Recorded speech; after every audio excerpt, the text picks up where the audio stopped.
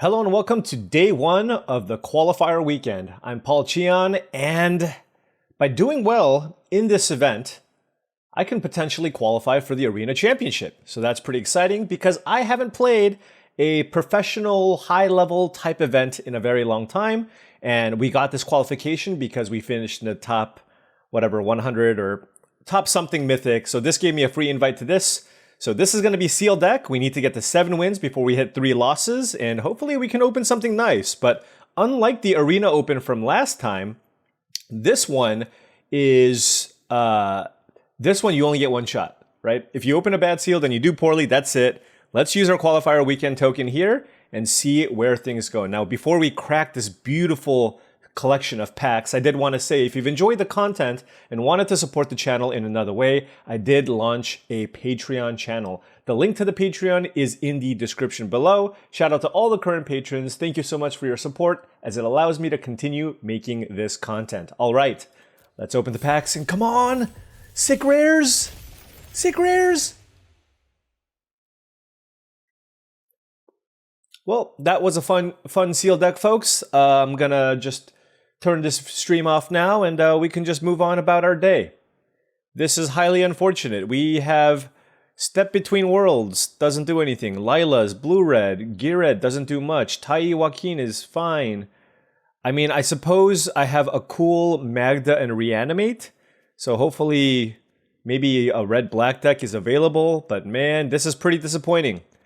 This is pretty disappointing, but it is what it is. Let's move on and see what we get for our sealed deck. So let's do something like this and try to take a look at the colors real quick. Just brief glance here. White has access to Journey to Nowhere, Mystical Tether, Holy Cow, and a Shepherd of the Clouds. Couple of Sterling Suppliers. Okay.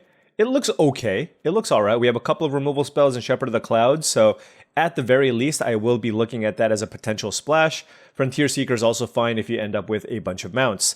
Taking a look at blue, usually blue's not great. Let's take a look here. Take the Fall, Haunting, a bunch of Geyser Drakes, Plan to Heist. Yep, as expected, blue is going to be wildly unplayable. Then black doesn't seem especially deep, even though black's one of the better colors. We have Forsaken Miner, Reanimate, Servant of the Stinger, Consuming Ashes, Rictus Robber, Rooftop Assassin, and Ambush Gigapete. So that's like 3, 4, 5, 6, 7, 8 cards. So not super deep. All right, where's all my playables? All right, red has Derailment, Magda, Scorching Shot, and a bunch of Quill Chargers. Oh no. I mean, you know what this means though, right? It means my green's gotta be absurd. There's gotta be like 15 green playables. That's my guess. All right, Dance of the Tumbleweeds I like, and let's see, Hard Bristle Bandit, a Drover Grizzly, Trailblazer, Patient Naturalist, Double Rambling Possum, a Giant Beaver, a Spinewoods Paladin, Betrayal at the Vault, and Spinewoods Armadillo. Okay, not the worst, not the worst. Green at least has some depth, 3, 4, 5, 6, 7. So we are 100% playing green, and we're just going to have to try to figure out what we want to pair with the green cards. Taking a look at our gold, we have Honest Rutstein, which is just a good, honest Magic card. We, of course, have the Akul, but you can't really play that in a green deck. We have a couple of deserts here, some red-white cards. What's our desert situation? Let's see, if I type in land. Excuse me. This is our mana situation. We have, if we're base green, I guess, depending on our second color, I mean, we do have a Lush Oasis. We have a Conduit Pylons. All right. And then let's look at the rest of the gold cards here. Dock Hourlock, Decisive Denial, nah. Geared, okay. Okay, all right. I mean, this is certainly a pile of cards. Let's start adding some cards in here by color and see what we like. All right, let's take a look here. This is what we have laid out by color. I hit the blue cards, and I don't really see a world where I'm going to splash Dock Hourlock into Decisive Denial. Let's cut the Lila. So, I mean, what really stands out to me is that the good cards are in black, green, and white. Even with the red, I mean, Magda's not really worth splashing.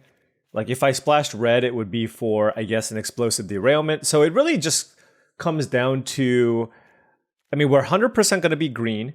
And just whether or not we like black, green, or green-white as a color combination.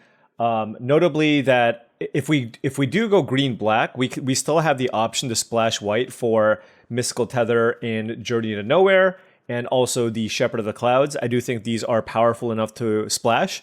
We'll note that none of our deserts really help us splash other than the Conduit Pylons. But we do have a Spinewoods Armadillo, a Hardbristle Bandit, and a Dance of the Tumbleweeds as mana fixing. And I don't really count this as much, but you do also have the Outcaster Trailblazer, which in a pinch can get you the 1 mana that you need to be able to play these cards. But again, I don't really count this, but I do count these 3, right? If I play these 3 green cards on the right, plus 1 Plains, and even potentially the Oasis Gardener, that gives us 4 to 5 white sources, which would be more than enough to splash these cards. So I'm gonna figure out where I want to start here.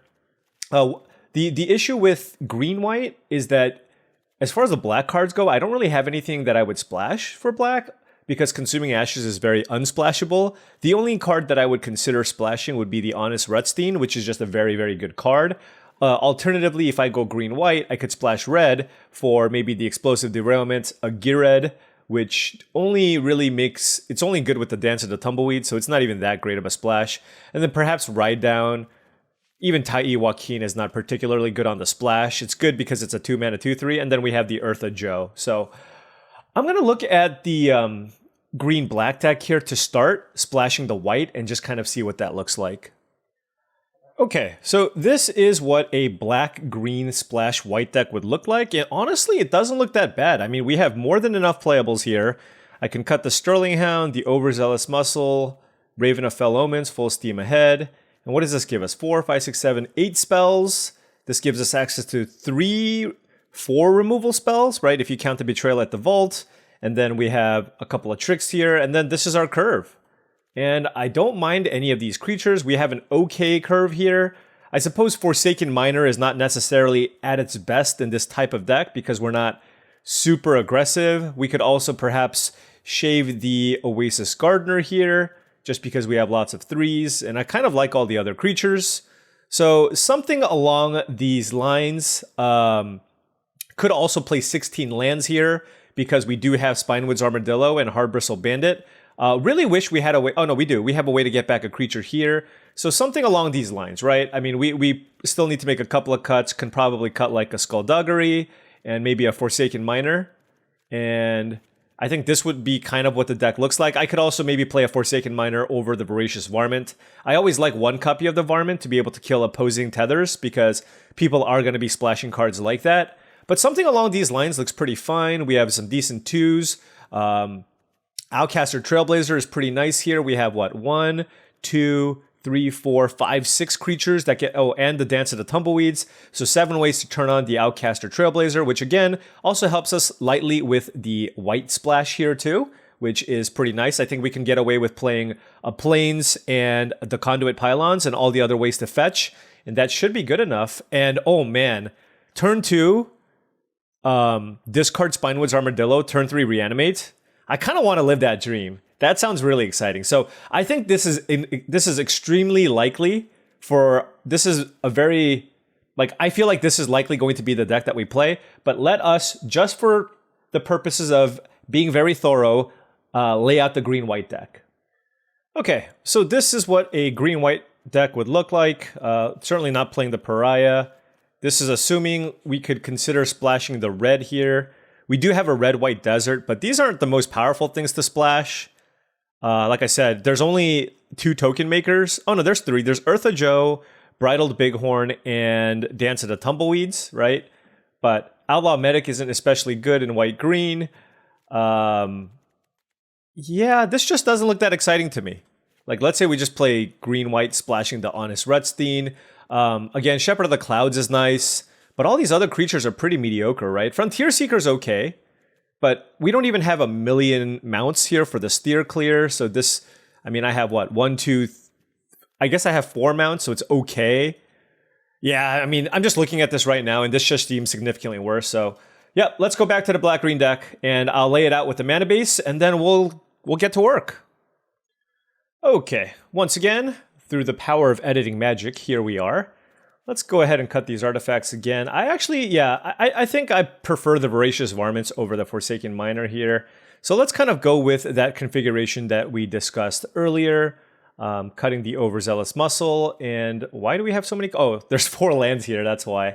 Okay, so these are the lands to consider. The question is whether or not we want to play these deserts. The thing is, we don't have any desert payoffs. There's no Cactarantula, there's no Desert's Dew, there's no Outcast or Greenblade, right? There's nothing. The only thing that we have is the Servant of the Stinger as basically a way to turn this on so that we can tutor for something. Now, sadly, we don't have any great rares in this deck. So, I mean, there's not even anything that's worth tutoring for that's fantastic. So I just don't know that it's worth playing tap lands in my deck when the color that this provides me just doesn't do anything for me. So I think I'm just going to not play them. And I'm not going to play the Verge either just because I don't have that many triggers. I think the only desert that we have here is the Conduit Pylons, which, look, I'm not saying this deck is fantastic, but I think this is a functional deck. It's got a decent mana curve. We have access to 4 removal spells, a trick, and you know, we're just going to kind of hope for the best here. I'm not expecting big things necessarily here, but like I said, this is a functional deck, and I'm reasonably happy with most of the cards that are listed here. So let's add mana to this deck and move on. As far as lands go, I definitely want to add 1 plane so that I can search for it. And then let's just figure out the rest of the colors here. We're mostly green, so maybe something like 9 green, and then the rest black, 10, 11, 5 black. Is this good? Yeah, it's either that or I go down a forest and play 1 more swamp.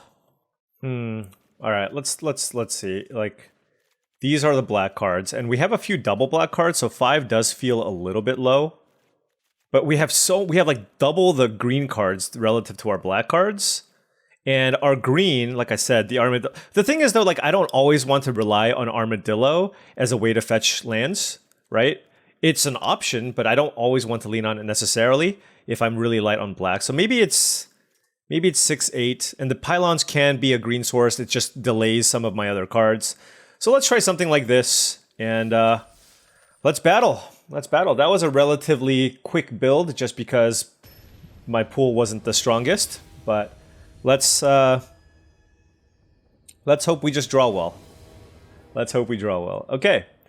All right, let's play first. And we are going to mulligan this hand. And we will keep this hand. And let's put Forest on the bottom and start things off. Notably, Rictus Robber and Consuming Ashes isn't the best combo, or it's not a combo at all, because this exiles and this cares if something dies. Alright, our opponent ready to play some speed magic. We have a long day ahead of us. This is best of 3, by the way. Oh, that's what we're doing?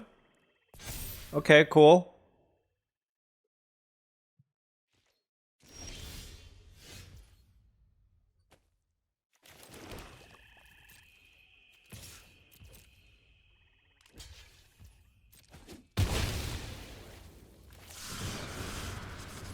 Alright. Alright.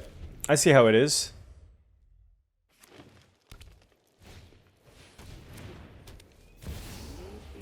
Okay, they are doing things. I sure hope they don't have Snakeskin Veil.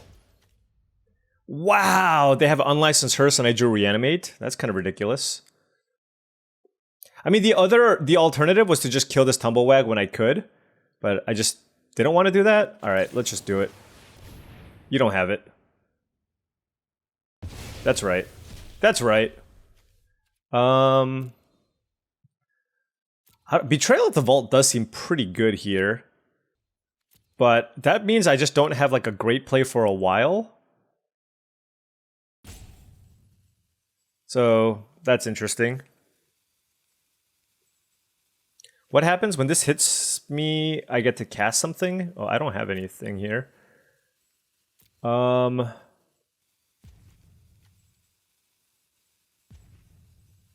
Sure, let's keep it. It's kind of awkward, this stupid thing. Do I want to attack for 2? Nope. So the reason why I don't want to do this is what I want to do first is use my Voracious Varmint to kill the hearse before I do a trade with the Tiny Bones. That way I can get back the creature that dies with Honest Rutstein. Oh my gosh, we're going to be able to do the thing.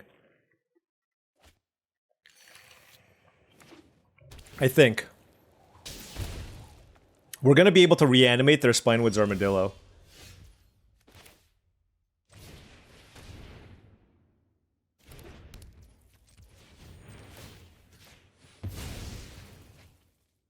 Let's do that. They will kill my Voracious Varmint.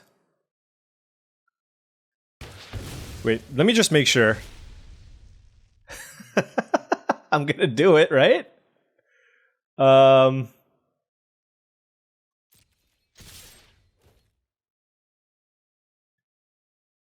Yep.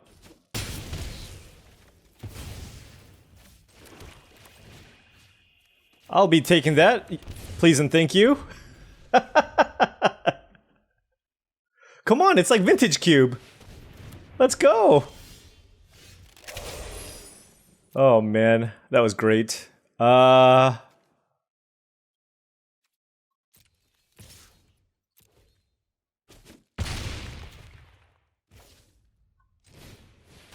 play Honest Rutstein.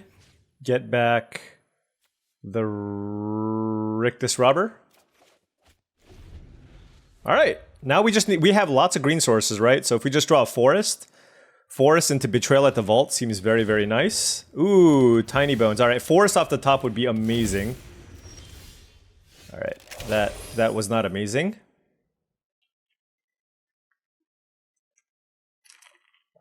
This is very interesting because I'm wondering if I should be using my Mystical Tether here.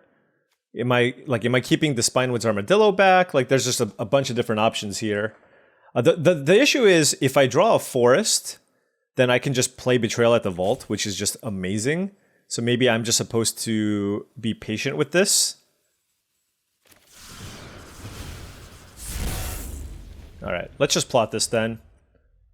Let's plot this and see what they do. Kervik the Punisher. Okay, so if they commit a crime, they get to cast things. All right. Forest. Perfect. Okay.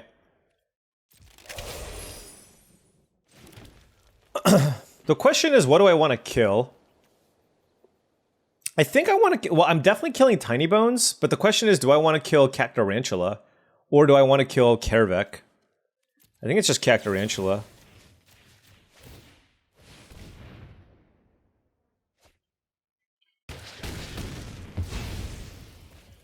And then now we can attack here like this.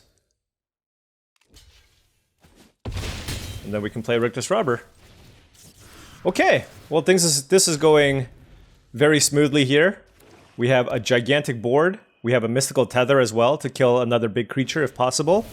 Dance of the Tumbleweeds will be dealt with. They can't do anything with Kervik. Kervik's going to have to chump block here, and we're going to win game one. Most likely.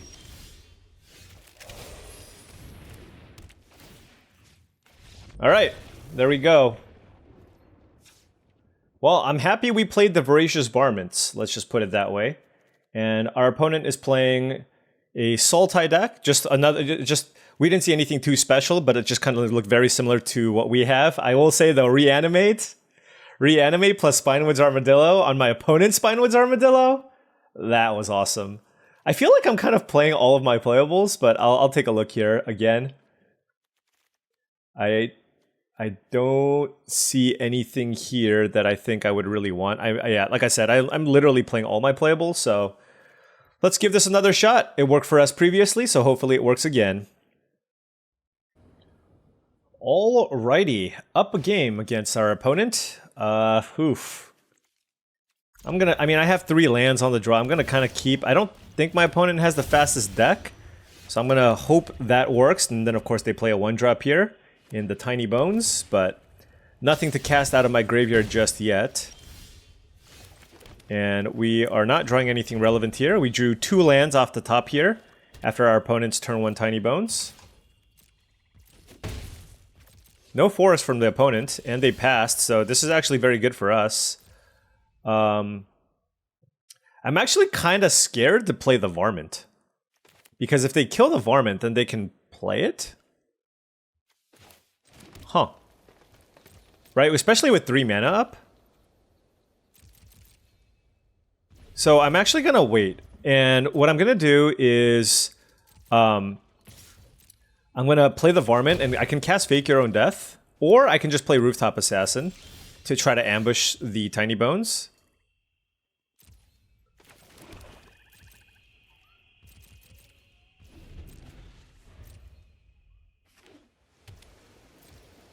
The question is, do I ambush it? It's kind of annoying.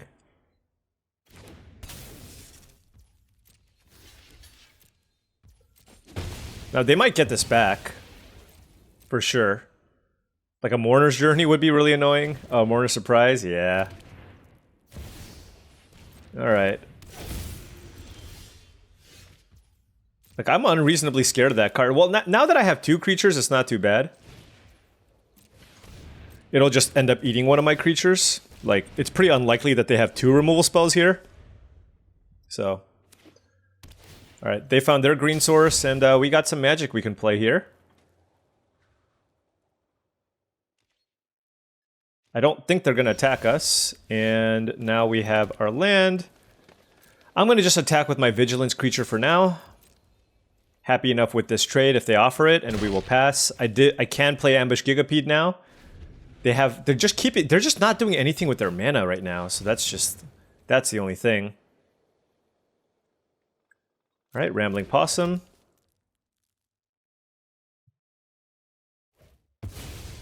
Aloe Alchemist on Tiny Bones. Let's kill it.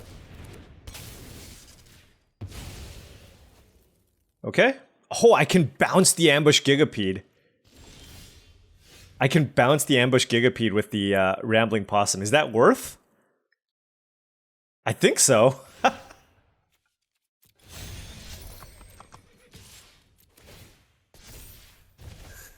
I mean, it costs a bunch of mana, but it seems pretty good, right?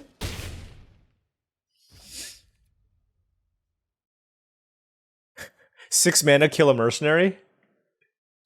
I can also play Giant Beaver. Giant Beaver also doesn't seem bad, especially with Fake Your Own Death up. Where do I want to go ambush gig? The thing is, I don't think they're going to play the Aloe Alchemist if I pass with this up, but then I still have this available to attack. Alright.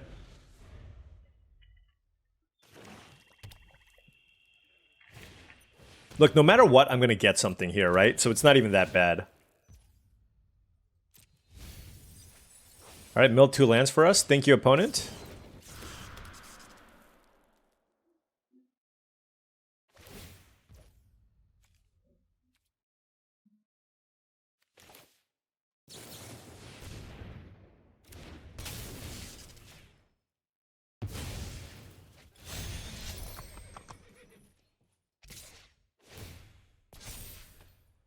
Do I block? I don't think so.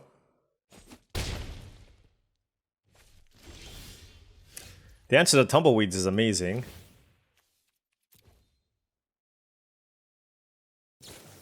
No! Would I like to fake my own death? I gotta think about it. Nah. I'm just gonna play this.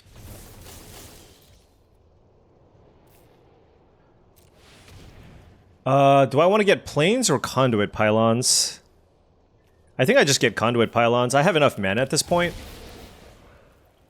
And do I want Drover Grizzly? Not especially. Alright. And do I attack here? Sure.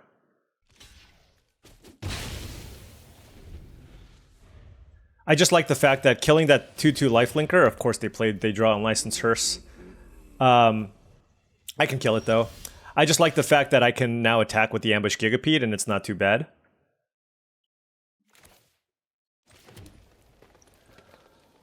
Let's see.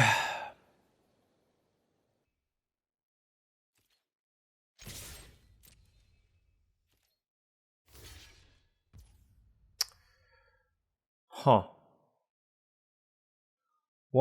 6 mana. So I can mystical tether. Yeah, that's my plan. I believe. Okay. I don't know why they scooped to that. I was gonna tether to Hearse, and then fake your own death my ambush Gigapede, and then kill the 1/1. And then I would have 2 big creatures in play, and they would have no board. But we drew pretty well there. And again, our opponent looked like they just had a normal fair deck, which I appreciate. Thanks for just playing a normal game of Magic between you and I, instead of playing a Bonnie Paul, because we just need to avoid all Pauls. The only Paul that I want to see is me, okay?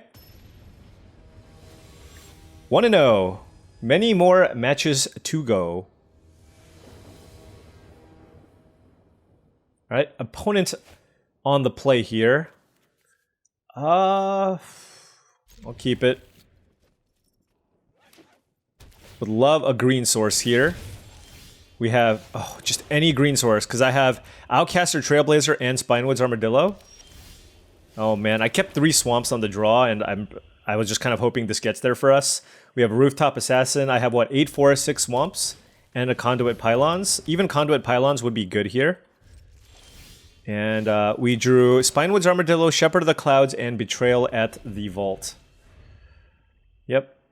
Well, sometimes you lose in this fashion. You know, it's just like the odds of not drawing 4 lands in a row is pretty low. And them is the beats, as they say.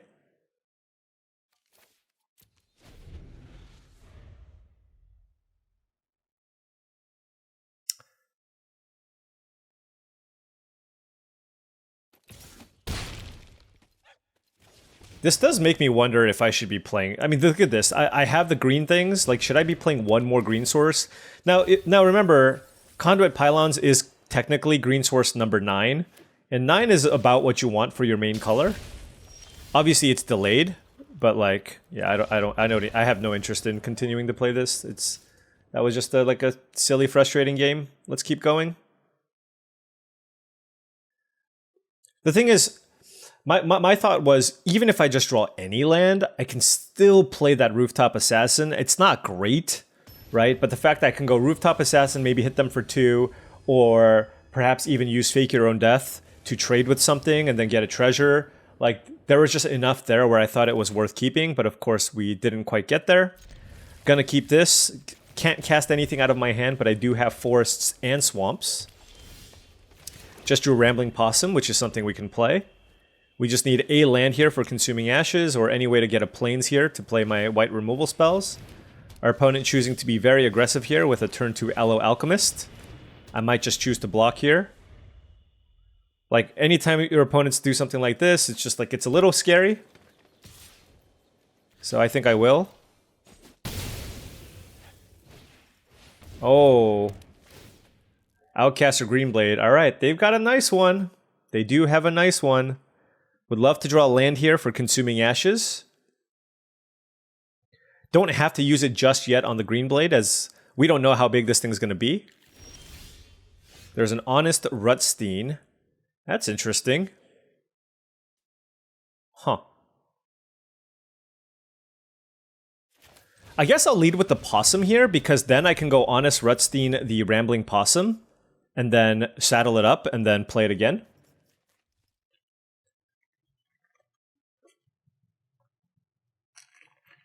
It's kind of a tempo negative play, though, so a lot of this will highly depend on what my opponent chooses to play this turn. Also, playing the Possum means they can't really... Oh my gosh, double green... Okay, you know, this opponent is playing less fair, and I don't appreciate it. I don't appreciate it at all. Double Outcaster Greenblade, huh? It's the best uncommon in the set. All right, they're going to play the blue-red land here. They're going to have a pair of 2/3s. Land? Nope, nope. Why not the 3rd white card in our deck? Okay, well, this is unfortunate.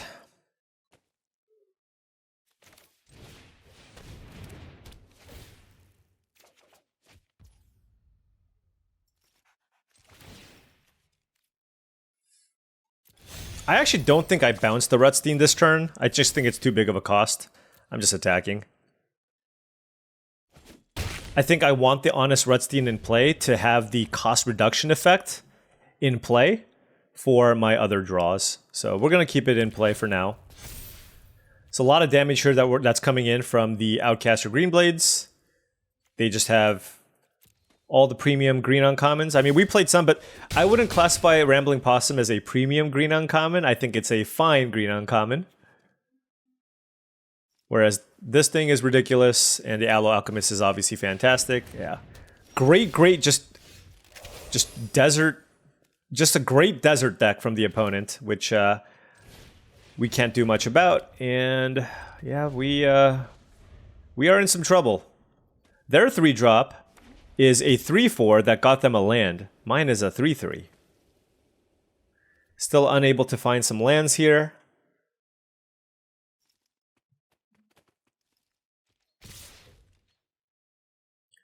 Like, I don't even know what to do.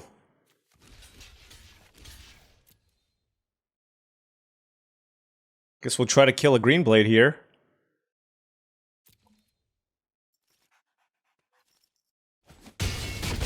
Like, if we were able to draw land for Consuming Ashes and then maybe find a white source, could have potentially had a chance here.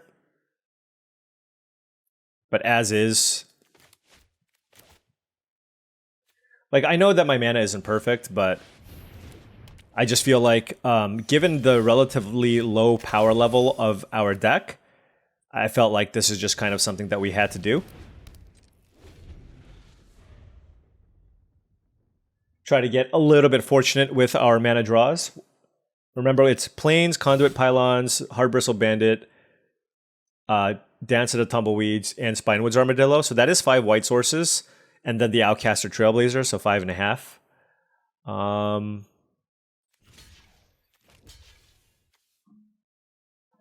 We're dead. We're taking too much damage, and we're at 4 life, and they have too many cards. All right, well, you know, at least this has been fast, right? I was concerned that, like, I'm like, man, 7 best out of 3 match wins is a long time. But it's we're already 1-1. It's only been like 15, 20 minutes. I'm not gonna lie. I'm okay with the matches being fast, at least. I kind of don't want to play 8 hours. Oh, you know. All right. Our opponent also mulliganed. It's okay. We can't play anything early. I guess we can plot the Rictus Robber on turn 3. You don't have a turn 1 blue play, do you? No chance. Oh, they do! The Lost Jite of Umizawa. Into a 2-drop? Oh, no. Oh, yeah. Voracious Varmint, hello. Just in time. Hold on. I gotta think here. What does this do exactly? Is it fine for me to give them a counter on a creature so that I can get an extra creature off the Rictus Robber? I'm gonna say yes, but I hope I'm not wrong. Because alternatively, I could have just killed the Jite. But remember, they also have to spend a mana here, right?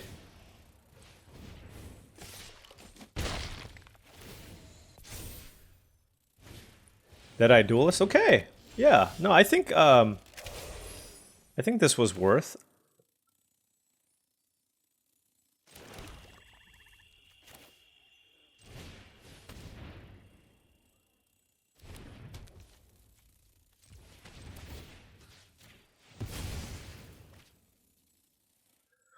Because remember, Rictus Robber triggers off of any creature dying, which makes this really nice, because now I get to build a very big, very solid board here. I know I don't get the full value here of the Outcaster Trailblazer, but I think that's okay.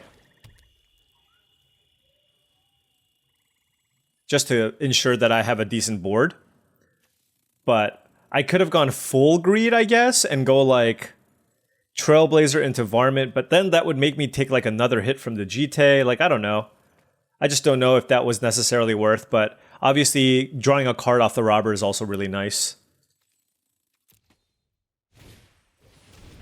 Oh, what it... You know...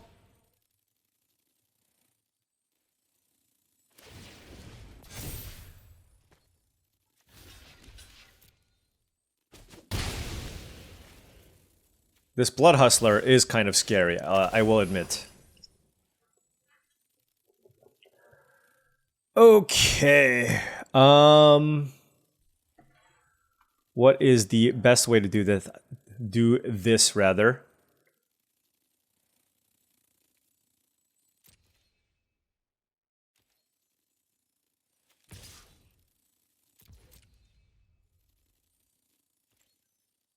That's right. Take the damage. I think it's just Spinewood's Paladin, probably, right? We just plot this. Is that better than plotting this? Because this costs 4 mana to plot, so I'm just using more of my mana here. And then I can go Trailblazer into get a mana. If I draw a land, I can then play Honest Rutstein as well. What are there? So they're just Grixis? What? How can you pull this off in sealed? I'm just curious. I guess they're splashing the black? No, are they splashing the... I don't know. I don't know what's happening. They better not have mana drain here. That's all I'm gonna say.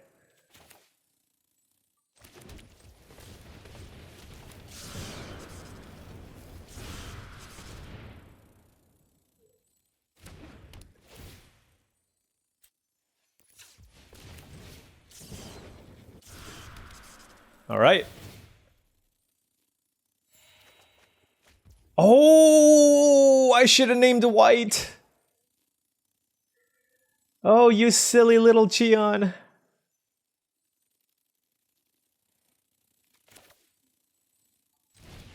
I should have named white. I could have drawn one of 2 removal spells, right? Yeah. Yep. It's okay. This Blood Hustler is gigantic, but I'm hoping that the Rooftop Assassin will be good enough here for me to try to finish this off. Ah, man. Yeah, that's me playing a little bit carelessly here. Like, every time I play with a rare, I definitely don't play optimally because I am not used to playing with the rare, and I just don't think about all the different little permutations or combinations that could be available when I have something like this in play.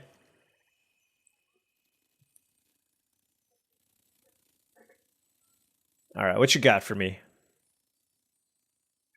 I mean, they're able to turn this into a 6/6, which is kind of wild. Oh man, that was really costly though.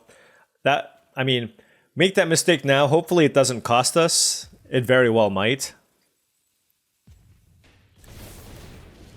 Okay, jailbreak scheme, sure. Can't be blocked. Yep. Oh, man. Okay.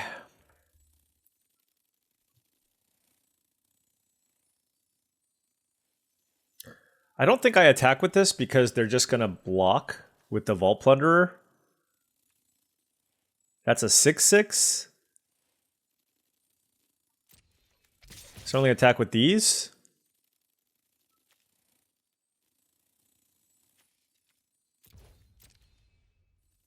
I mean, they might block the Rutstein, but this is okay. Because I can play the Rictus Robber.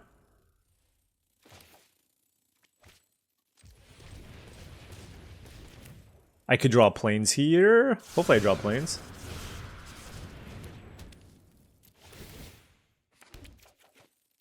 Did not draw planes.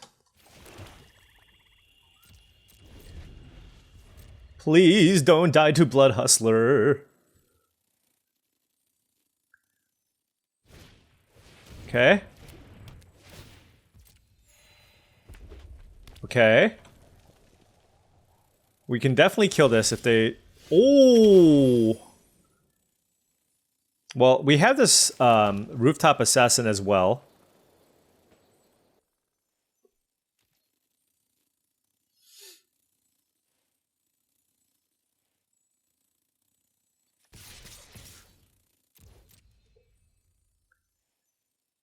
Let's see how they block.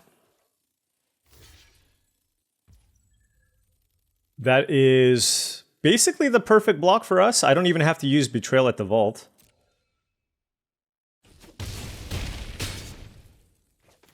Alright. Let's kill the Blood Hustler, and then I think that's going to probably do it for them. It's just going to be really hard for them to come back from this.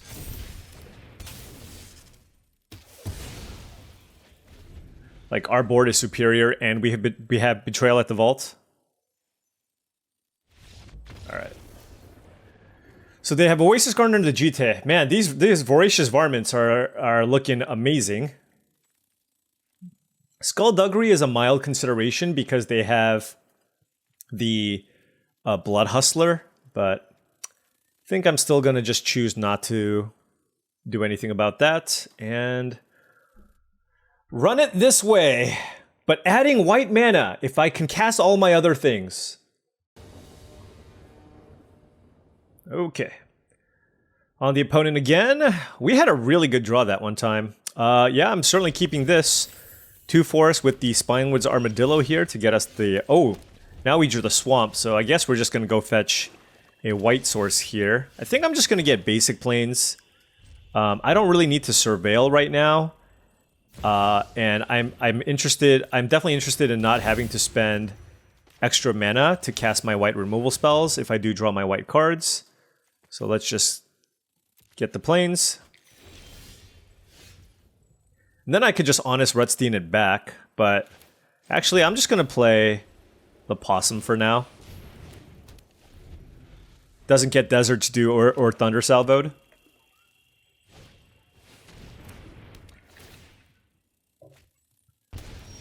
Okay, Vault Plunderer from the opponent. I can saddle this, but I don't want them to hit me with this either. Huh.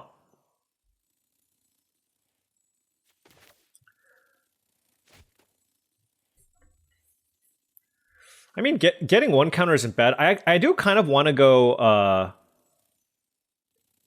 mean, I have a couple of good options here, right? Like, I can go Honest Rutstein, or I can go Giant Beaver. I'm just going to go with the Beaver here. Next turn I can go Rutstein plus Possum, which is not bad.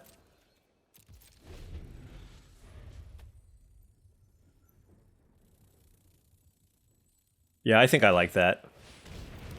Mind Raider from the opponent. Ooh, Voracious Varmint. That's super interesting. Yeah, I think that's better. So why don't we do this? We go Honest Rutstein. Get back the Armadillo. I gotta think here. There's a lot going on. I can saddle this, or I can bounce it even. God, there's so much I can do here. The world is my oyster. I kind of want to bounce this now, right?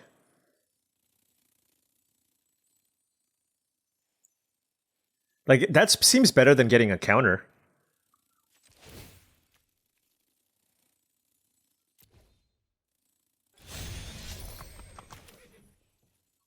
I'll play this as well.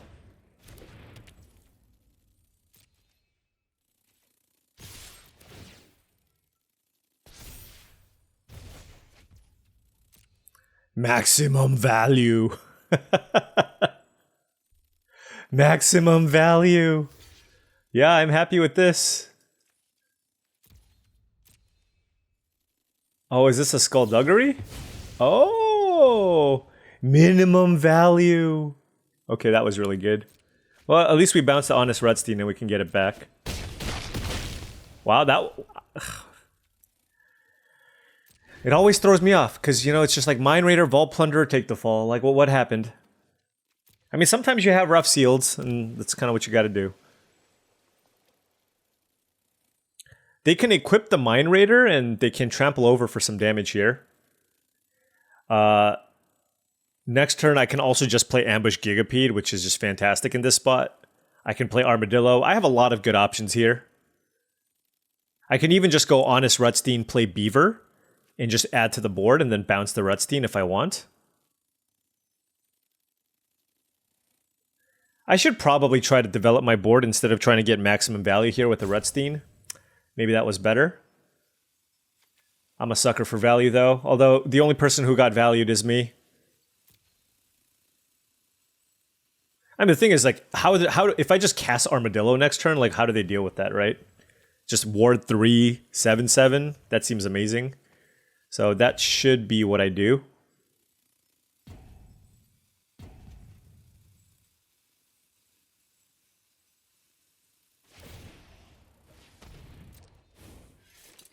Okay.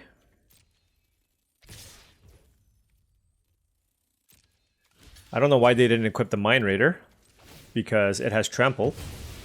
Now I'm taking less damage from this. Oasis Gardener. I guess they really wanted this to die.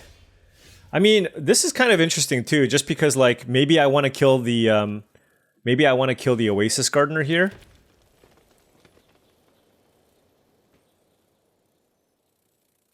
But then my 6/2 isn't even that good against their board. So yeah, let's just...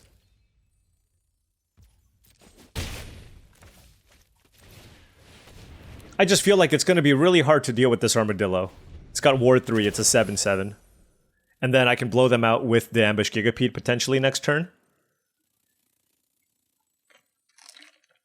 I don't have the mana to go Honest Rutstein plus Gigapede. I'm 1 mana short. Oh, they're going to double spell here with Malcolm. Okay. That's fine. They can't attack us. Betrayal at the Vault. Holy guacamole. Holy guacamole indeed.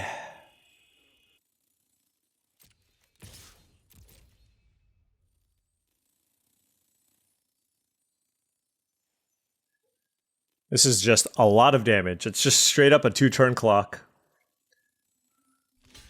Okay. They're chumping here.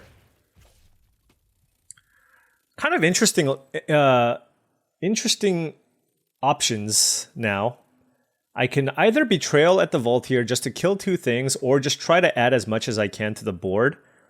I think I like the idea of just playing a bunch of things. So...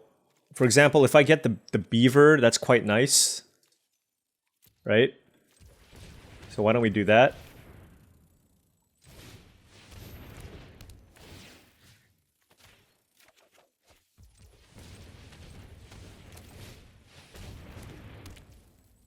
Alright, let's do that. Let's put maximum pressure. Our board is just so much superior than our opponents right now. Like, if they want to kill the Armadillo... they're going to have to play, like, a land, Consuming Ashes, and then pay the ward. And then we can just, like, Betrayal at the Vault and hit them for a gazillion. And we're getting a lot of value here from the... we still have that option of Possum plus Rutstein or Possum plus Gigapede. So, a lot of different options here. Let's hope they don't cast Cruel Ultimatum. Oh my gosh. I hope I didn't call it. I really hope so. Don't Cruel Ultimatum me, bro. Be chill. Be chill. Okay. Okay. That's fine. Beaver down. Wow, they like their hand too. No escalating. They have 4 mana available. That's just crazy to me. Okay.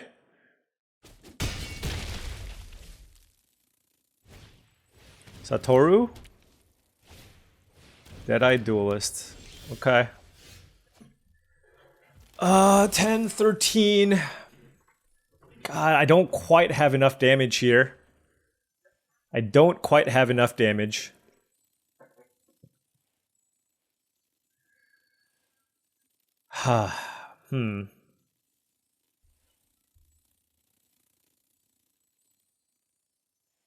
Because I can kill both of these and just attack them for 13.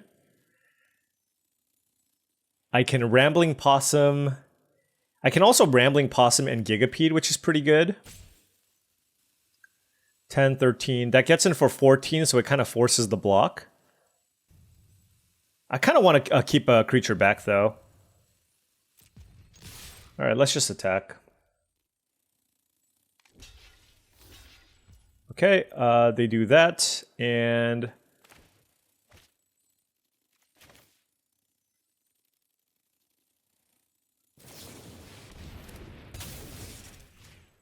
Shrink there. All right. More creatures in play.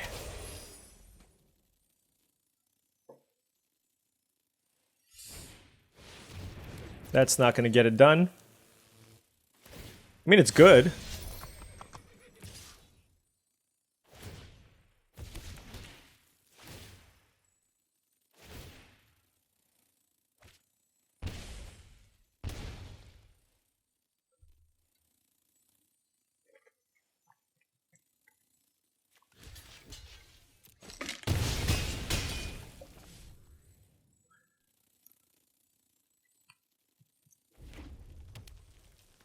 What you got? You're at 9 life. I have Betrayal at the Vault on Spinewood's Armadillo. And there's just, I don't think anything they can do about it, so...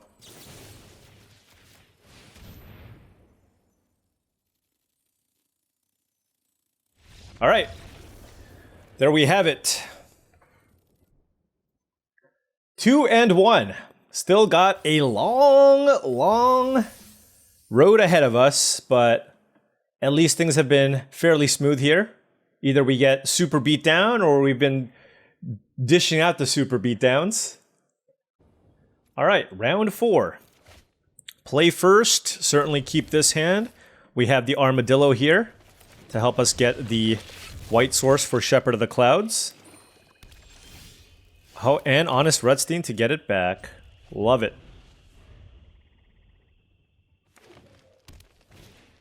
Servant of the Stinger. Gonna do this and just go fetch the plains. Oh! That's insane! Should I do it? I can outcast your Trailblazer for black and then reanimate my Spinewood's Armadillo. Oh my gosh, that's awesome. Granted, they have a Death Touch creature, so it's not insane. But this is still awesome. That is amazing. Oh man. Love it. I absolutely love it. That is awesome. I am so happy that we got to do that. Oh man, if I made shorts or clips, that would be a short or a clip. Turn to... Oh man. I gotta screenshot that. Hold on. That's insane. Okay. Alright. Let's calm down here, Paul. Let's calm down here. Just for a second. Oh, perfect. Oh my gosh. I mean, I gotta do it. Like, let's just hope they don't have Snakeskin Veil, right? Alright. So, they have conveniently had all the answers here. It's okay.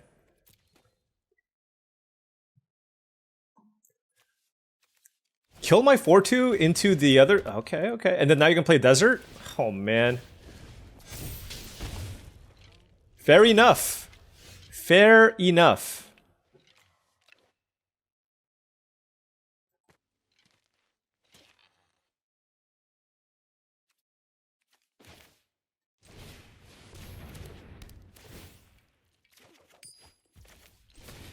Alright, let's do that. I think we just gotta be patient to find a way to kill the Stinger and then keep the Spinewood's Armadillo in play here.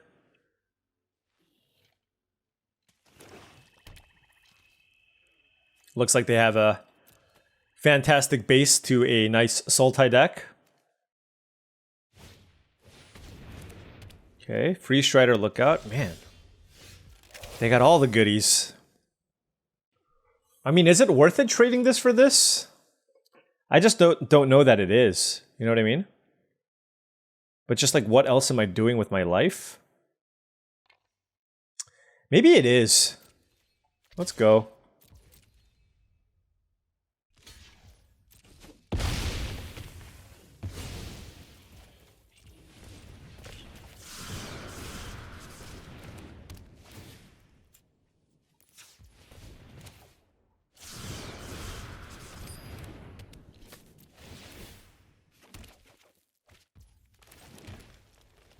Alright. I mean, we need to get that Death Toucher off the battlefield anyways, and I do feel like I'm pretty ahead on cards. So I just need to get that creature off the battlefield so that I can start trying to attack my opponent. Slickshot Lockpicker is very, very good. They're going to Desert Stew and probably kill my Trailblazer. They're going to get all the value here. Wow, their deck is fantastic.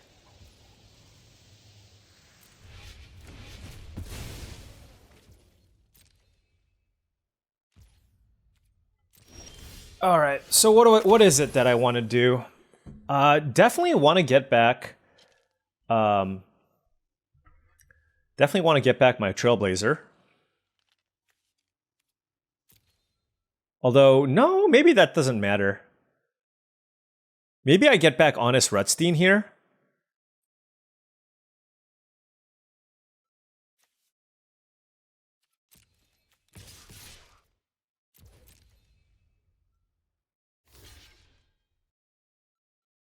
Yeah, let's just do that.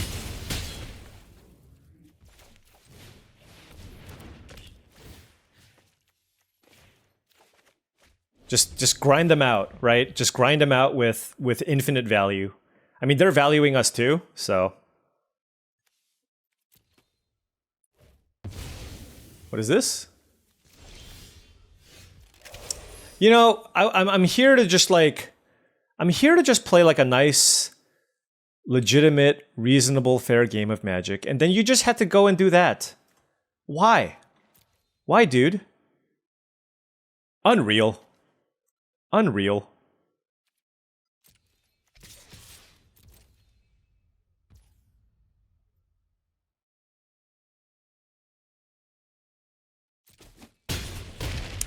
So that's a Railway Brawler. Time for us to go wide.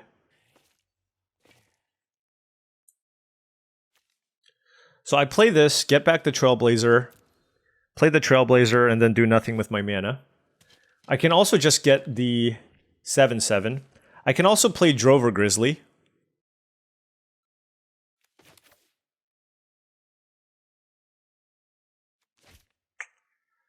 Yikes.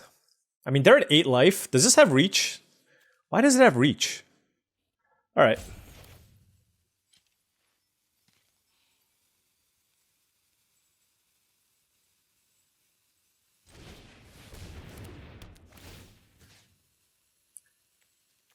I don't think this matters. I think I'd rather just have this. And I can play it now, or I can just play a Possum. I'll just play a Possum. Alright. Basically, my plan is to just have so many creatures in play that they just die. Oh, wow. Okay. Or they just do that. Goodness gracious. Oh, man. Okay. Oh, man. Okay. So they have a couple of big reach creatures.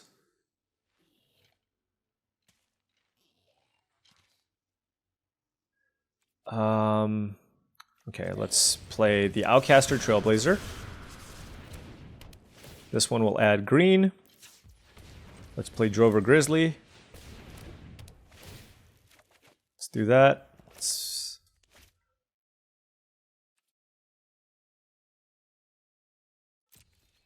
attack.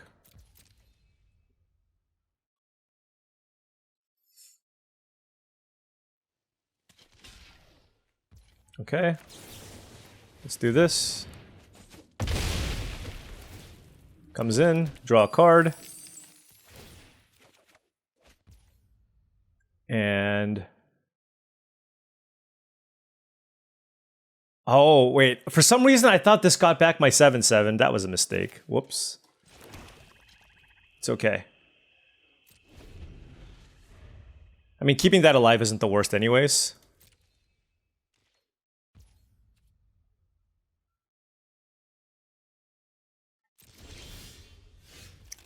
Alrighty. I'm gonna kind of save the Conduit Pylons here, I think. And we'll just go Dance to the Tumbleweeds here.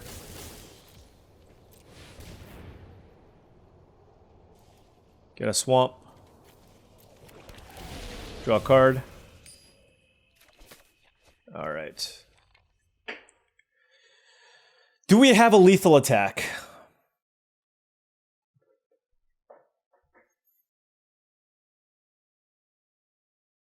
I can also throw away my possum. I can throw away my possum to pick up the Honest Rutstein to get back my Spinewoods Armadillo. So let's see. If they block my 3 biggest things, 1, 2, 3, 4, and I'm at 11.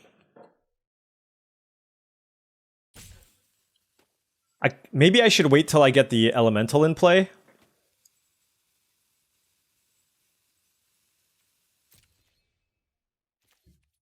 All right, I'm gonna wait. They have 3 cards in hand. You know what I mean? Like, they're gonna play something. Yeah. Railway Brawler. Ladies and gentlemen.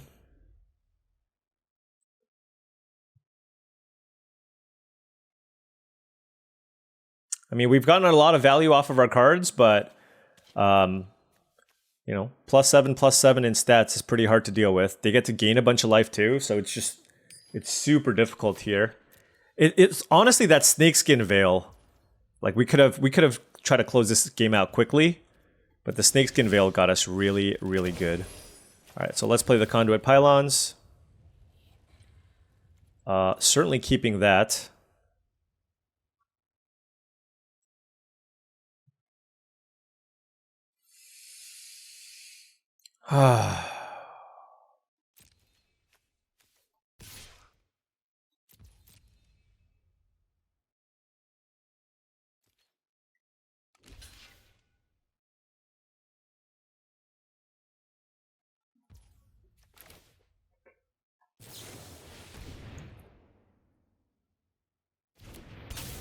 Let's try and see if this works.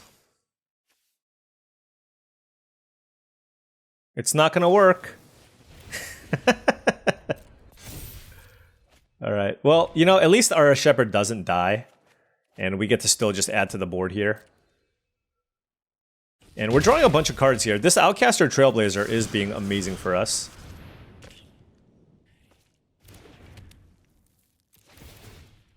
It's drawn us so many cards. It's just we're still trying to fight Railway Brawler, and they have a bunch of cards in hand.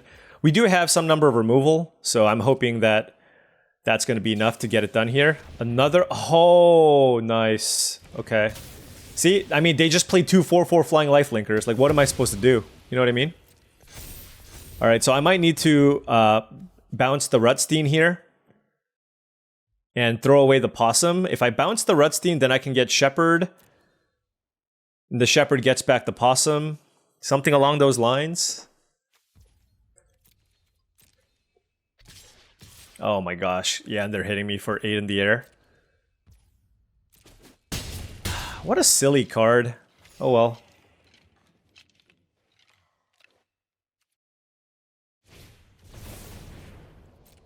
Yep.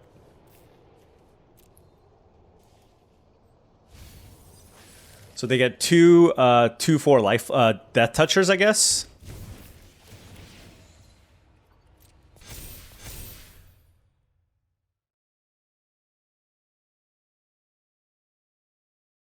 Let's see.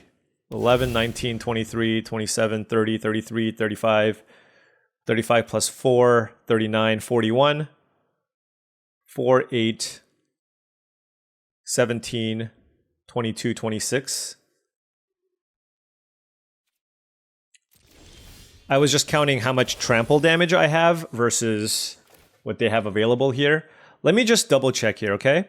So they have 9, 18 plus 8, 26 toughness. And I have 6, 7, 8, 11, 14, 18, 22, 30, 36, 41. All right, anyways, let's just play this.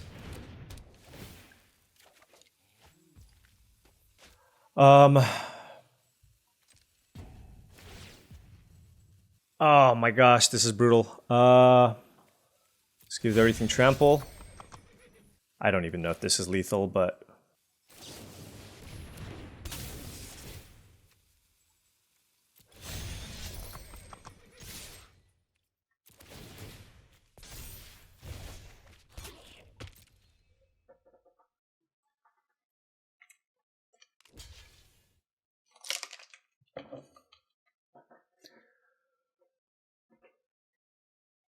I mean, I can play the Rooftop Assassin again here. And we'll leave it to them to figure out the blocks.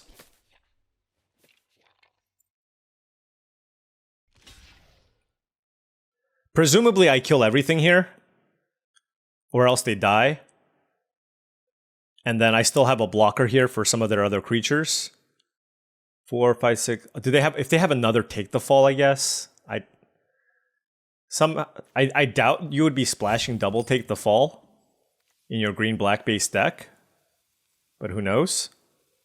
So 4, 8, 11, 12, 13, 17, 18, 19. I guess this is 19 damage. Is everything blocking? No. 4, 5, 6, 7, 8, 11, 15. Okay, sure.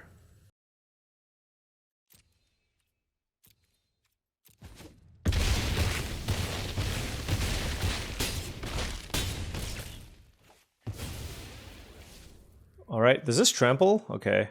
Yeah, I need to kill Spinewood's Paladin, I think.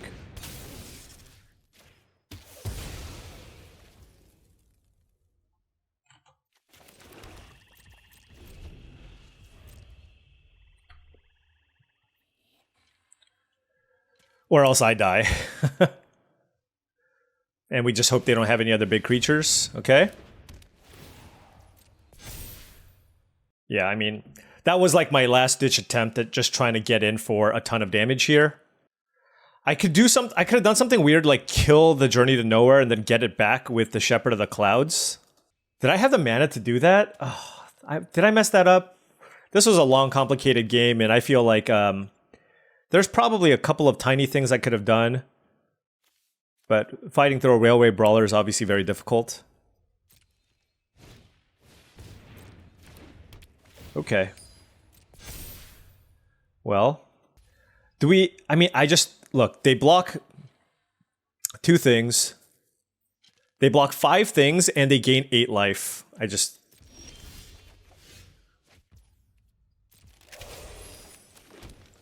Don't think we have what it takes here.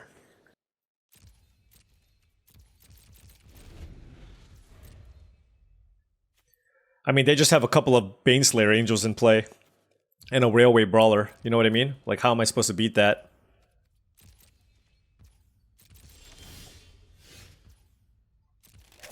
That makes things very interesting. Okay. What if I tether the Rooftop Assassin and they block 4 of my biggest creatures? 1, 2, 3, 4. 4, 5, 6. They take 6 damage. It's just not even close to enough. Man, it's brutal. I mean, do I kill the Brawler and then... Can I kill the Brawler and just attack with my 4 power creatures? Maybe I should. 1...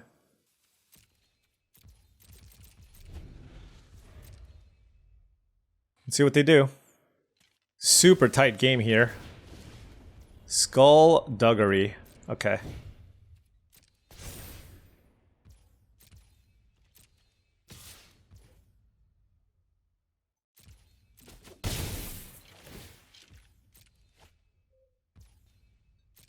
I mean, I feel like I have to kill the Railway Brawler at this point.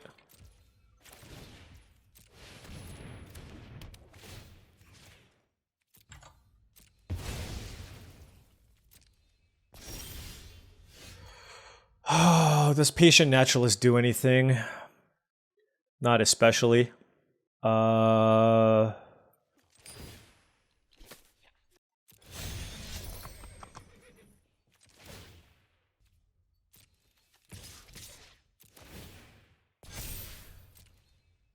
I mean, I probably should play it just because it's an extra creature.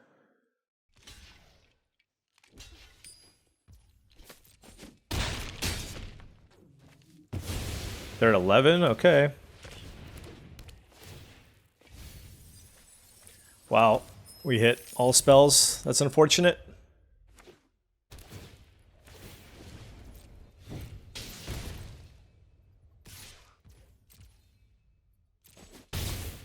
Alright, let's beat down. Let me think.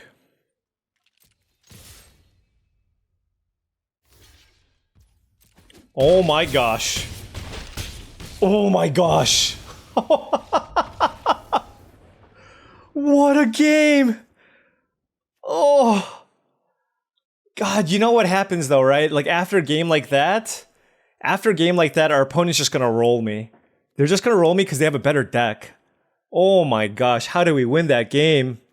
Unbelievable. Do I need to like full steam ahead or something? Do I want something like a Raven? No, they had the 2 of the 2/2 life linkers, so the Raven doesn't seem especially good. Yeah, they just didn't have any targets for the Varmint. So maybe we'll try the Miner here. Or do I want to just play like a full steam ahead and just try to get kind of lucky? All right. Boarding out a creature, boarding in an overrun. Is that how it's done? Look, they're going to be leaning on a bunch of like death touch creatures and stuff. I just feel like it's probably like our opponent has a better deck than us. And so I just feel like I need to do something to give myself an out against those really ridiculous board states that we saw in that previous game, right? So that's kind of the reasoning here. I don't know if it's good reasoning, but we're gonna try.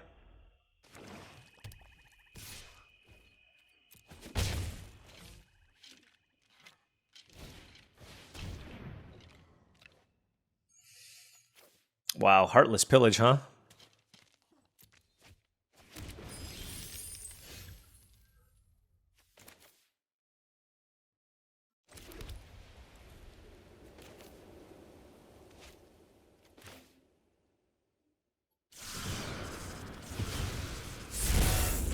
All right, let's plot the Paladin here.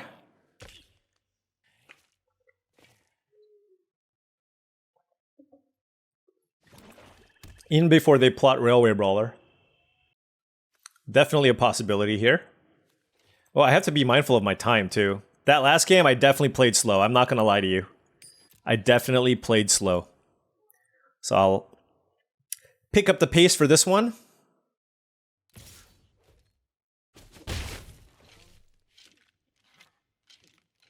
Don't Brawler me, please. I mean, what am I supposed to do? I feel like I still just play this. And if they kill it, right? That's kind of where we're at here.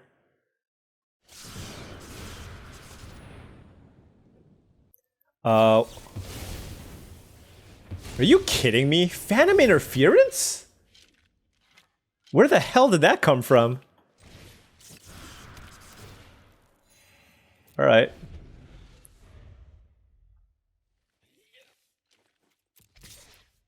They got to kick it too? They're like mana screwed and they're still getting me. Alright.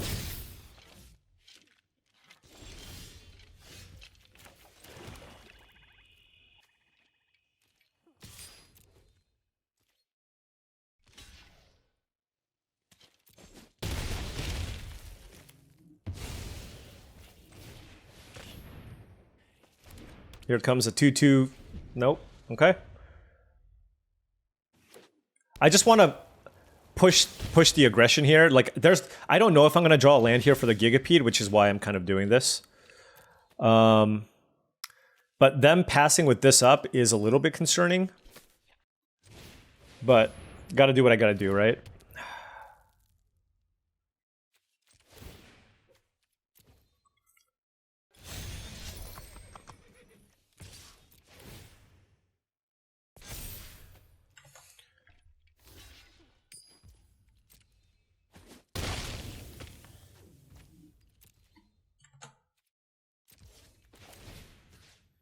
Whoa, whoa, whoa, whoa.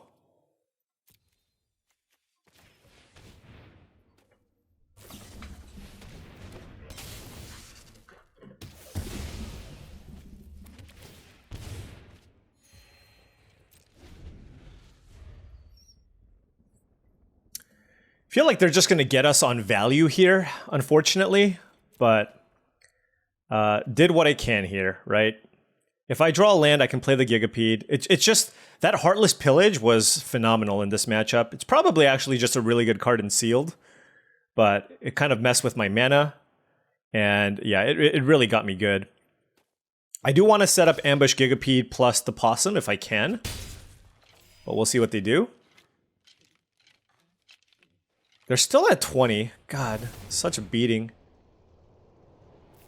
Okay, so they're going to get another stinger here. Yep. Alright, give me a land here. Come on.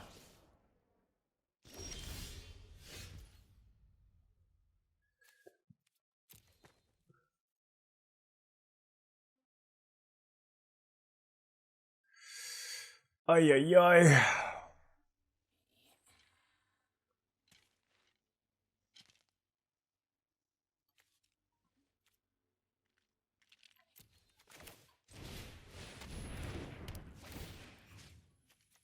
Oh, I can get a land, but I think I want to get the Trailblazer.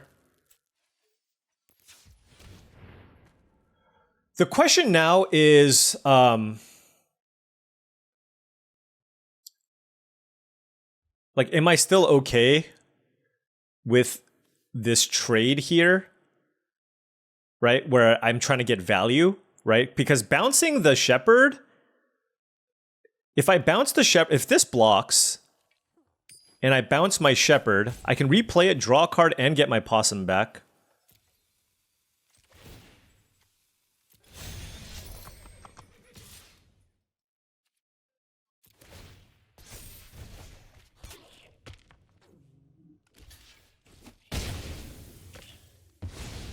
All right.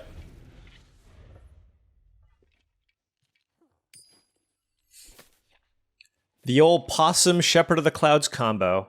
I don't want to lose both of my big creatures right away, just because if I do draw a land, I can still ambush Gigapede the Servant away if they try to block.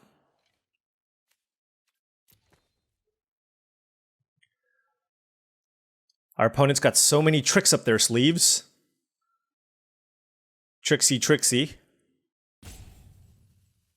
And based on how I've seen my opponent play, they're going to try to kill this no matter what. There we go.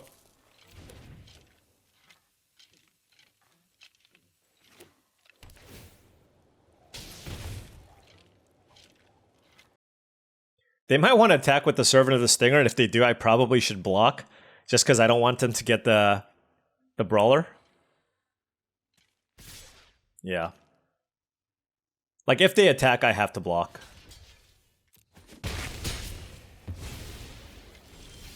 Alright. 1,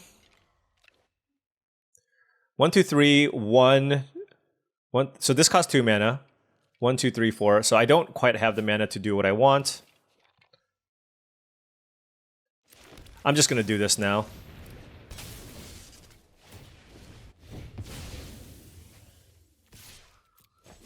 Let's just get this off the battlefield and have a 6-2 in play, as this will put some pressure on them.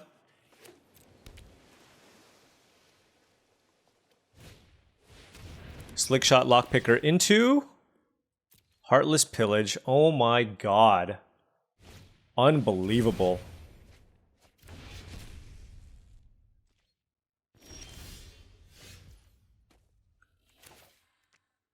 All right, I just have one play here. I'm just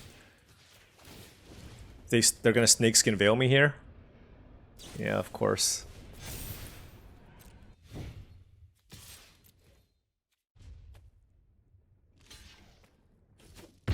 All right, just playing off the top of our deck. We had a really great start and had a lot of value, but the Mind Rot was really good. I mean, they just have so many good ways to get value.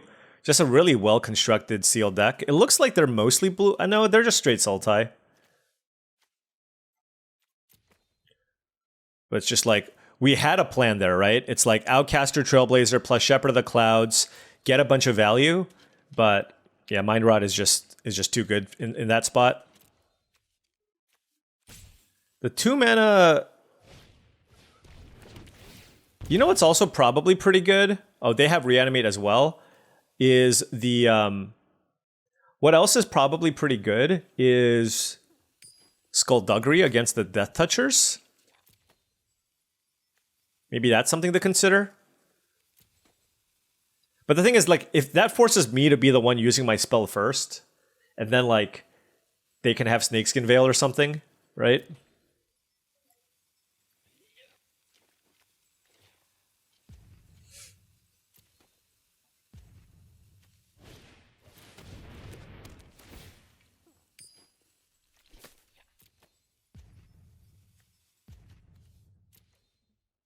Yeah, this is kind of hopeless.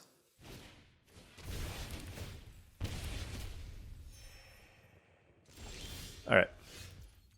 Let's give ourselves plenty of time for the last game.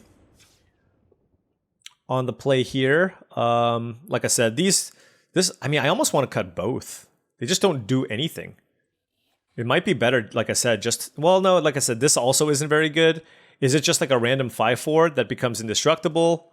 That gets big. I could also play Oasis Gardener as something for mana. Like, do I just want to be able to mana my opponent out? Yeah, let's try the Skullduggery. I think it might just be the best option here. It's not particularly great, but it is another answer to the Death Touchers. All right, let's mulligan our one lander. Sadness. Gonna keep this, trying to figure out what I want to bottom. Probably the Rooftop Assassin. I think it's the worst creature in our hand. We need to cycle the Spinewoods Armadillo here for a swamp. And go on about our day.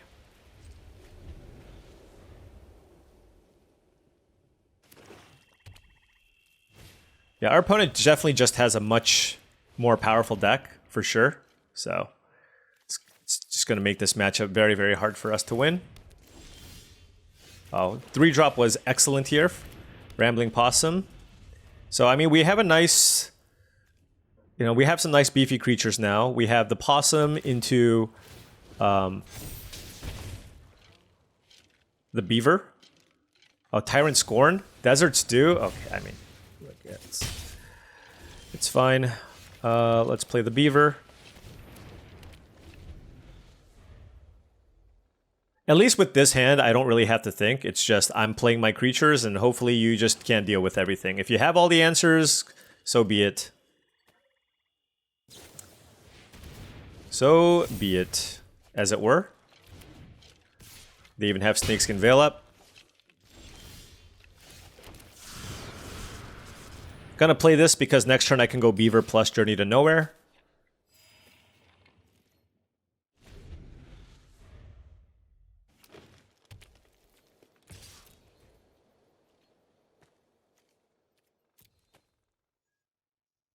What an attack.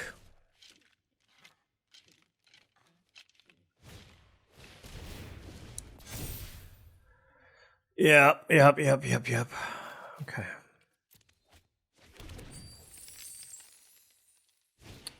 Yeah, I mean, this is a pretty sound beating. Our opponent just has a much better deck than us. They even probably have the Snakeskin Veil here. It's just like, what do you do when your opponent has everything? Right? Let's just play everything out and pass.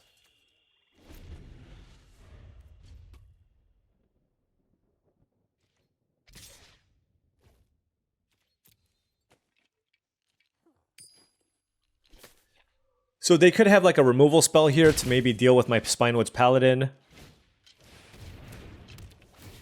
I don't even know like what combination of cards I can draw here that would be good for me.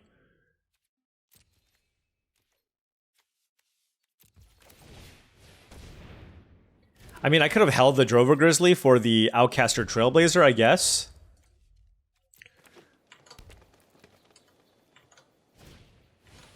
Lazov. Yeah, this is just an excellent Sultai deck. With the appropriate lands, too. As you can tell, I'm very jealous. Our opponent's not only one, playing very well, but two, also has a very sweet deck.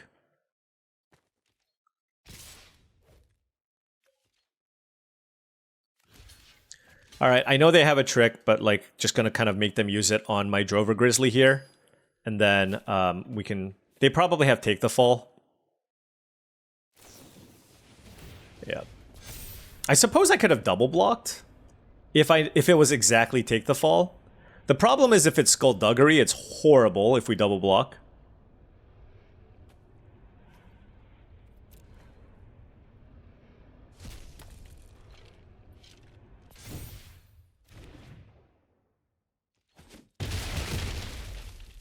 And then they're probably going to get a Railway Brawler here. Yep. I want a Railway Brawler. I'm gonna save the Consuming Ashes. Let's just...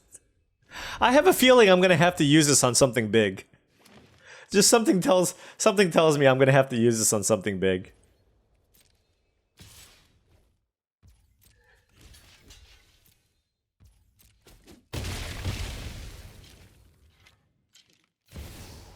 Uh-huh.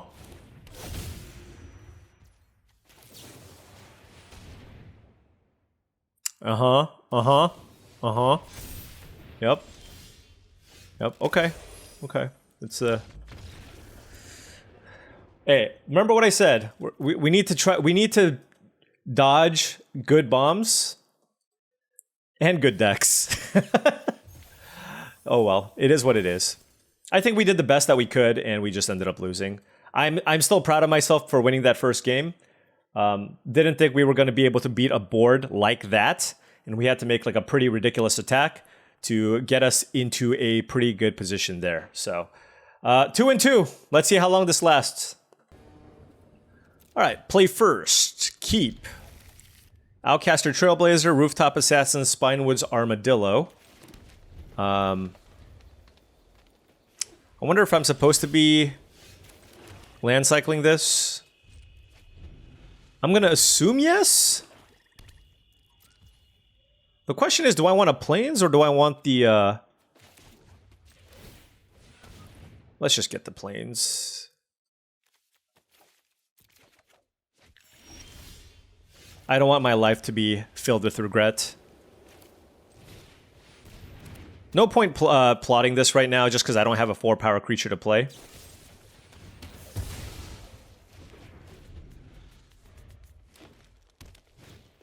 Vault Plunderer, okay. Consuming Ashes. This allows me to... Oh, yeah, no, I do want to do this. So the reason being is next turn I can play this and then play Betrayal at the Vault. I'll have the mana to do that, so we'll see what they do. If they just pass, then I won't do that. If they just pass, I'm going to pass. But if they just play like a giant beaver or something, we can certainly kill both things. So yeah, I'm just going to pass and play this patiently because they probably have something here. And just run out Rooftop Assassin.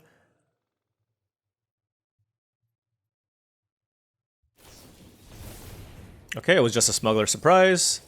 And they get a couple of creatures. I mean, Trailblazer into Drover Grizzly is also pretty nice. But I wanted to at least be able to get a card of value. And even if I don't play this turn, I can still do it next turn.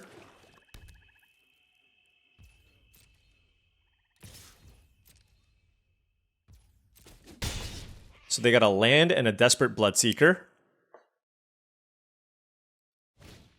Shepherd of the Clouds. Holy cow, what are you getting back? Aloe Alchemist? Some pretty sweet value. We also have our own Shepherd of the Clouds. This is kind of interesting. I feel like I just want to have a big board right now. So I'm pretty interested in just playing this for black mana.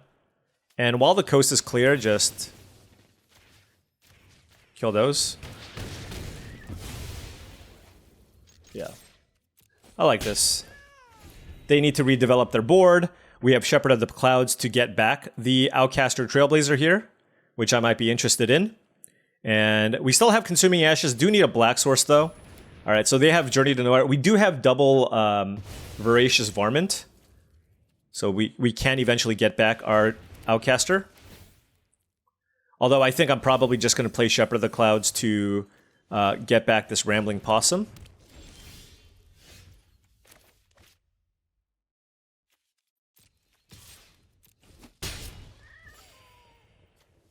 I feel like I should.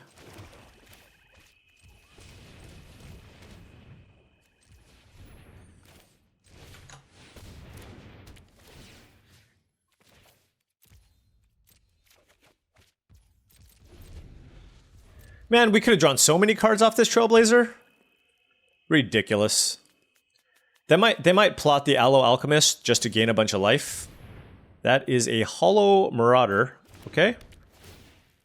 Man, this is unfortunate. I will pitch the Drover Grizzly. They get to draw a card.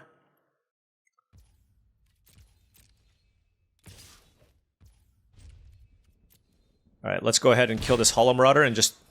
Kind of our game plan here is to just get in the skies, so... Let's do that.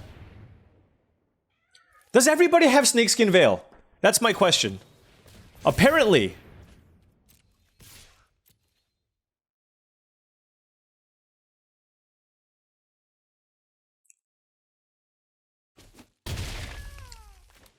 Just gonna get Snakeskin Veil for all of eternity. Like, I want to... That's the thing. Like, my game plan was to win with the Flyers, which is why I fired off that removal spell right away, right? It's like they have to have the Snakeskin Veil there, just so I can get in for the extra 2 points of damage. Like, I don't know that I should be playing around that, right? So, whatever. So, Honest Rutstein. Okay, so they just have, like, a better version of our deck. Look at their double throw from the saddle, shoot the... Man, okay. It's okay. It's okay, Paul. It is okay.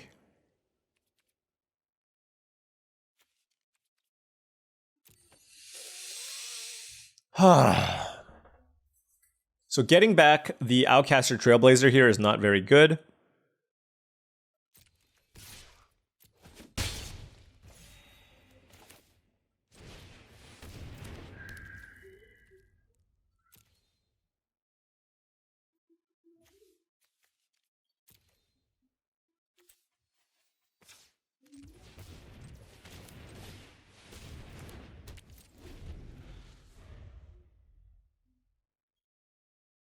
Oh, I can get back my Varmint. Right? Sterling Supplier. Okay.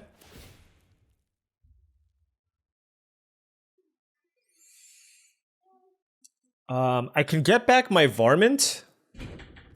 Oh wow, that was loud. Okay, I can get back my Varmint and kill both. But I don't know if that is even good.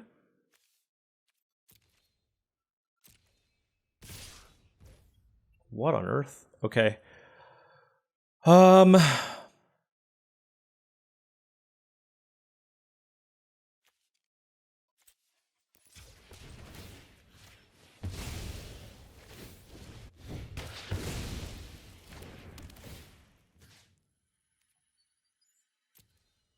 So I can put Varmint back into play and then block sack to get my other card? Yeah, that seems good.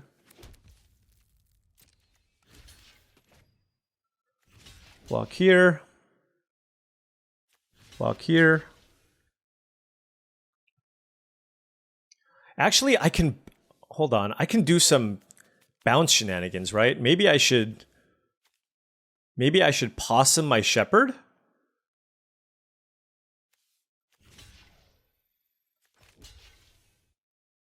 Something like that. Because if I possum my Shepherd, here I end of turn kill this, I block, sack, kill this, possum my Shepherd and then replay it and get a ton of value back. Yeah.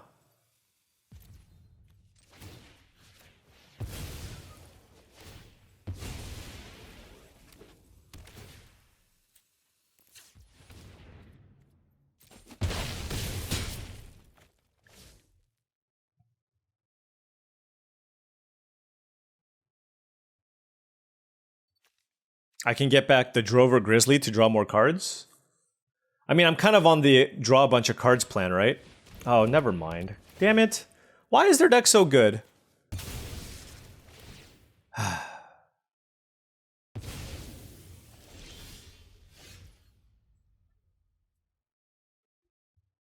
mean, I can still possum my Shepherd. But... is that good enough now? Because if they double block, then I kill the Sterling Supplier. Actually, that's fine. Hold on, actually. Should I possum the Rooftop Assassin?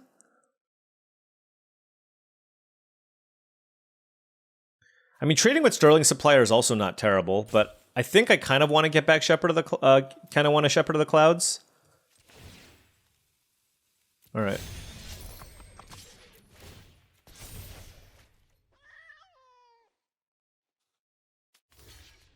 Okay, so they don't get the mount bonus. We can do that. And then we can Shepherd of the Clouds back something. Got to figure out what that something is.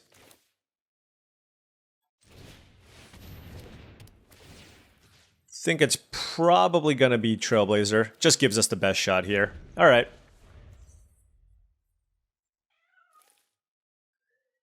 If they Shepherd of the Clouds back their Mystical Tether.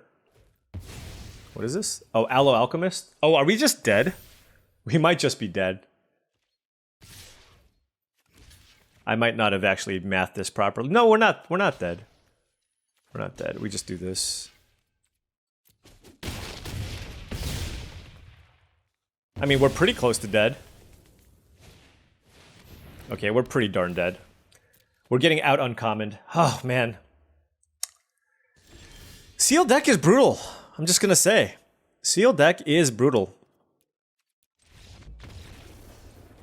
Alright, well, 2 and 2. I don't think there's too much that could have been done here. I do like my disenchant creatures, and let's give it another go here. Alright, let's play first, and keep this hand. Maybe I'm just... Maybe if my pool is so bad, maybe I'm just supposed to run full steam ahead every game. I don't know. But we have no swamps here.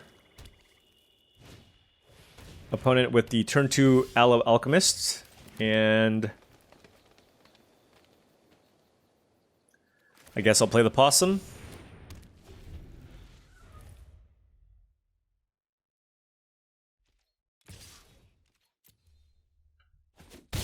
Let's maybe race.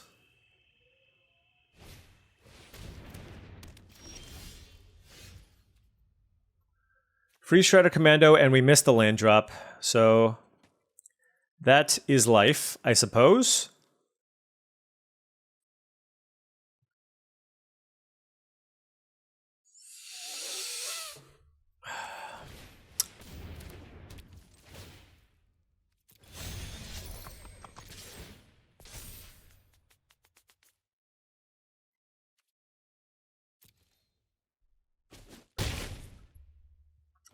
I'm just gonna try to be as aggressive as possible here.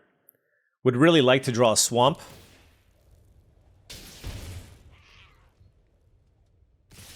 All right, it's a race. It's a race. Oh, Honest Rutstein, huh?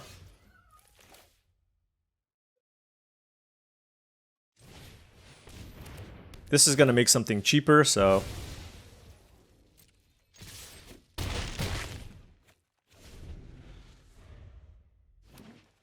They're at 9. If I draw a swamp, Fake Your Own Death could randomly kill them.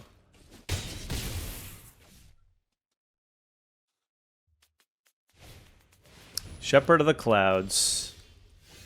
Journey to Nowhere. Not quite enough, sadly. A little bit short. It was a good draw, though.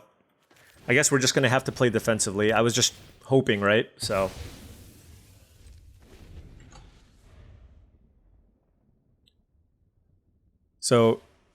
if they have a removal spell here, we're still not 100% dead. Unless they have Snakeskin Veil. Or I guess... Oh, okay, so they had Mystical Tether plus Throw from the Saddle. Alright. Well, well, well. I believe our journey has come to its end here. Seal deck, for me, I think it's probably my worst. It's weird. I like to think that I'm pretty decent at draft, but I would say Seal deck is probably the thing that I'm the worst at when it comes to just competitive Magic in general. Maybe there was a different way to build my pool. It just seemed really weak, and that is the one thing. I feel like this is a decent draft format, despite the fact that there's a lot of bombs. I do think a lot of the games are pretty fun. right? 10% of the time, sure, you're going to get run over by bombs. But we'll note that the existence of all these packs where you can open a bunch of ridiculous rares, you can open 3 or 4 rare packs, and people can get the disparity in power level in sealed deck now is even greater than it was before. And that just leads to a pretty imbalanced competitive environment. So I just feel like sealed deck, particularly for this format, is probably one of the worst that you'll ever see. First of all, the bombs are already ridiculous, and there's more of them, and you can open more of them. And this deck was just completely fine, but it had far too many commons. It had, 3 removal spells, 4-ish, and we just didn't have any great bombs. The Reanimate was our only rare. Oh no, we had the Outcaster Trailblazer, but this was just a very average deck, and this is kind of one of those decks where when you draft it, you're like, oh, well, I guess this is a 3/3, right? Something along those lines. So unsurprisingly, we were unable to make it to day 2 with this pool.